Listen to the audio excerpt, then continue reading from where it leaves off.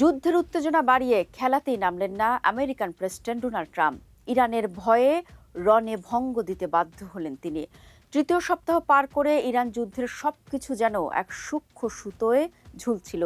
ঘড়ির কাঁটা টিকটিক করে এগিয়ে যাচ্ছিল সেই চরম মুহূর্তের দিকে, যা বদলে দিতে পারত বিশ্ব অর্থনীতির মানচিত্র। মার্কিন প্রেসিডেন্ট ডোনাল্ড ট্রাম্পের দেওয়া ৪৮ ঘন্টার আলটিমেটাম শেষ হতে তখনও কিছু সময় বাকি, কিন্তু তার আগেই দৃশ্যপটে এলো এক অভাবনীয় মোড়। যে ট্রাম্প হুঙ্কার দিয়েছিলেন ইরানের বিদ্যুৎ কেন্দ্রগুলো গুঁড়িয়ে দেওয়ার, সেই ট্রাম্পই হঠাৎ ঘোষণা করলেন আপাতত ৫ দিন কোনো হামলা হচ্ছে না। কিন্তু পর্দার আড়ালে আসলে কি ঘটল? এটি কি সত্যি আলোচনার ফল, নাকি ভেতরে ভেতরে ভয়াবহ কোনো রণকৌশল সাজাচ্ছে আমেরিকা ইসরায়েল? দর্শক, উত্তেজনার পারদ বাড়া শুরু করেছিল গত শনিবার। ট্রাম্প ঘোষণা দিয়েছিলেন যদি ৪৮ ঘন্টার মধ্যে পারস্য উপসাগরের প্রাণকেন্দ্র হরমুজ প্রণালী খুলে দেওয়া না হয়, তবে ইরানের বিদ্যুৎ ও জ্বালানি অবকাঠামো তছনছ করে দেওয়া হবে। গত ২৮ ফেব্রুয়ারি থেকে ইরান ও ইসরায়েলের সংঘাতের জেরে এই গুরুত্বপূর্ণ জলপথটি কার্যত বন্ধ, যার ফলে বিশ্ববাজারে তেলের দাম এক লাফে ৫০% পর্যন্ত বেড়ে গিয়েছিল। ট্রাম্পের এই পাওয়ার গ্রিড ধ্বংসের হুমকির জবাবে ইরান কিন্তু চুপ করে বসে থাকেনি। তেহরান সরাসরি জানিয়ে দেয়, যদি তাদের বিদ্যুৎ কেন্দ্রে একটিও আঘাত লাগে তবে পুরো মধ্যপ্রাচ্যের জ্বালানি অবকাঠামো অন্ধকারে ডুবে যাবে। বিশেষ করে যেসব জ্বালানি প্রকল্পে মার্কিন মালিকানা রয়েছে, সেগুলোই হবে ইরানের প্রথম লক্ষ্যবস্তু। ইরানের বার্তা সংস্থাগুলো একটি মানচিত্র প্রকাশ করে উপসাগরীয় দেশগুলোকে সতর্ক করে বলেছিল, বিদ্যুৎকে বিদায় জানানোর প্রস্তুতি নিন। শুধু তাই নয়, হরমুজ প্রণালীতে মাইন বসিয়ে তা চিরতরে বন্ধ করে দেওয়ার হুঁশিয়ারিও দেয় তারা। দর্শক, ইরানের হার না মানা মানসিকতার মুখে সোমবার হঠাৎ বদলে গেল ট্রাম্পের সুর। তিনি দাবি করলেন, গত দুদিন ধরে আমেরিকা ও ইরানের মধ্যে অত্যন্ত ফলপ্রসূ ও ইতিবাচক আলোচনা হয়েছে। তার দাবি অনুযায়ী এই আলোচনায় মধ্যস্থতা করেছেন তার বিশেষ দূত স্টিভ উইটকফ এবং জামাতা জারেড কুশনার।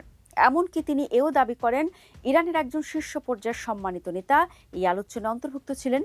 যদিও ইরানের সর্বোচ্চ নেতা মোস্তফা খামেনি জীবিত আছেন কিনা তা নিয়ে ট্রাম্প সংশয় প্রকাশ করে বসেন। ট্রাম্পের ভাষায়, আলোচনার মেজাজ ও সুর বিবেচনা করে আমি প্রতিরক্ষা বিভাগকে ৫ দিনের জন্য হামলা স্থগিত রাখার নির্দেশ দিয়েছি। দর্শক, ট্রাম্প যখন আলোচনার সাফল্যের গল্প শোনাচ্ছেন, তখন ইরান থেকে এলো ঠিক উল্টো সুর। ইরানের পার্লামেন্টের স্পিকার মোহাম্মদ বাগের গালিবাফ এবং দেশটির পররাষ্ট্র মন্ত্রণালয় সাফ জানিয়ে দিয়েছে, আমেরিকার সঙ্গে সরাসরি বা মধ্যস্থতাকারীর মাধ্যমে কোনো আলোচনা হয়নি। গালিবাফের মতে, ট্রাম্প মূলত আর্থিক ও তেলের বাজার নিয়ন্ত্রণ করতে এবং যুদ্ধের চোরাবালি থেকে নিজেকে বাঁচাতে মিথ্যার আশ্রয় নিচ্ছেন। ইরান একে ট্রাম্পের এক মনস্তাত্ত্বিক যুদ্ধ হিসেবেই আখ্যা দিয়েছে। তেহরানের দাবি, তারা তাদের অবকাঠামোতে হামলার পরিণাম সম্পর্কে বিশ্বকে সতর্ক করেছে এবং ট্রাম্প সে পাল্টা আঘাতের ভয়ে নিজের আলটিমেটাম থেকে সরে এসেছেন। দর্শক, যদিও দুপক্ষই দুই রকম দাবি করছে, তবে মার্কিন গণমাধ্যম সিএনএনকে কূটনৈতিক সূত্রগুলি বলছে ভিন্ন কথা। নেপথ্যে তুরস্ক ও মিশর সক্রিয় ছিল বার্তা আদান প্রদানে। স্টিভ উইটকফ যখন মধ্যপ্রাচ্যের নেতাদের সঙ্গে কথা বলেন, তখন তিনি এক ভয়াবহ সত্যের মুখোমুখি হন। আঞ্চলিক নেতারা তাকে সাফ জানিয়ে দেন, ইরানের উপর হামলা হলে পুরো অঞ্চলের মার্কিন মিত্রদের জ্বালানি নিরাপত্তা ধূলিসাৎ হয়ে যাবে। অর্থাৎ যুদ্ধ শুরু হলে কেবল ইরান নয়, সৌদি আরব এবং সংযুক্ত আরব আমিরাতের মতো মার্কিন বন্ধুদের অবকাঠামো বিপদে পড়বে। এই শৃঙ্খল প্রতিক্রিয়ার ভয় সম্ভবত ট্রাম্পকে সিদ্ধান্ত পুনর্মূল্যায়নে বাধ্য করেছে। দর্শক, প্রশ্ন হলো, হরমুজ প্রণালী কেন এত গুরুত্বপূর্ণ? আপনাদের জানিয়ে রাখি, বিশ্বের মোট জ্বালানি তেল ও তরলীকৃত প্রাকৃতিক গ্যাসের প্রায় ১/৫ এই সরু জলপথ দিয়ে পরিবাহিত হয়। এটি বন্ধ হওয়া মানে বিশ্ব অর্থনীতি থমকে যাওয়া। ইরান বুদ্ধিদীপ্তভাবে এই পথটিকে তাদের ঢাল হিসেবে ব্যবহার করছে। তারা স্পষ্ট করে দিয়েছে, তাদের অস্তিত্ব বিপন্ন হলে তারা বিশ্বের জ্বালানি সরবরাহ ব্যবস্থাকেই অচল করে দিবে। সোমবার ডোনাল্ড ট্রাম্প যখন ঘোষণা করলেন মধ্যপ্রাচ্যের সংঘাত নিরসনে গঠনমূলক আলোচনার পরিপ্রেক্ষিতে আমেরিকা আপাতত ইরানের বিদ্যুৎ কেন্দ্রগুলোতে হামলা চালানো থেকে বিরত থাকবে, তখন বিশ্ববাজারে তেলের দাম নাটকীয়ভাবে কমতে শুরু করেছে। দর্শক, এখন প্রশ্ন, ইরান যুদ্ধের ভবিষ্যৎ কি? ৫ দিন পর কি হবে?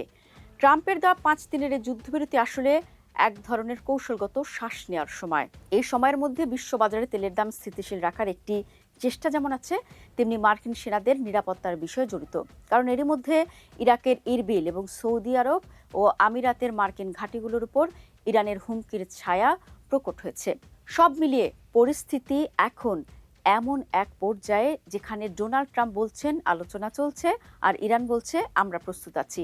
এখন দেখার বিষয় এই 5 দিন পর কি সত্যি কোনো স্থায়ী সমাধানের পথ বের হবে, নাকি এটি ছিল কেবল ঝড়ের আগের নিস্তব্ধতা।